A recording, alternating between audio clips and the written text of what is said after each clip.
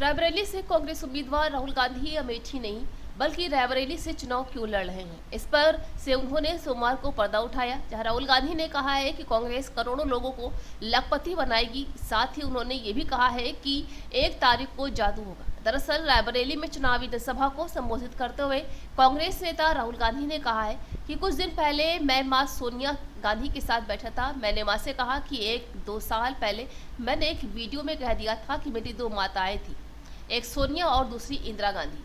मेरी दोनों माताओं की ये कर्म भूमि है, इसलिए मैं यहाँ रायबरेली से चुनाव लड़ने आया हूँ। उन्होंने ये भी कहा है कि रायबरेली के साथ हमारा रिश्ता वर्षों पुराना है। हमारे परदादा जवाहरलाल नेहरू जी ने अपना राजनीतिक जीवन यहीं से शुरू किया था। उन्होंने आरोप लगाया है कि बीजेपी आरएसएस के लोग हमारे संविधान को खत्म करने में लगे हैं। उन्होंने आगे कहा है कि कांग्रेस करोड़ों लोगों को लखपति बनाएगी। जुलाई में 1 तारीख को जादू होगा, जहां 8,500 रुपए महिलाओं के अकाउंट में खटाखट जाएंगे। कुछ दिन पहले मैं मां के साथ बैठा था। ये हमारे सोशल मीडिया वाले जो हैं ये वीडियो ले रहे थे और मैंने मां से कहा कि 1-2 साल पहले मैंने एक वीडियो में कह दिया कि मेरी 2 माता थी, एक सोनिया जी और दूसरी इंदिरा गांधी जी।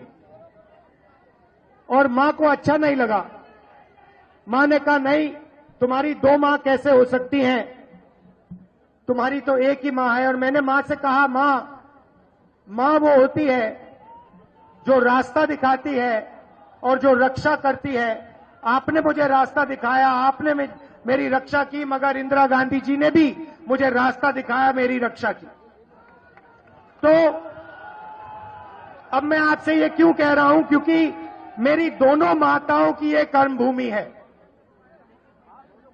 और इसीलिए मैं यहां रायबरेली से चुनाव लड़ने आया हूं।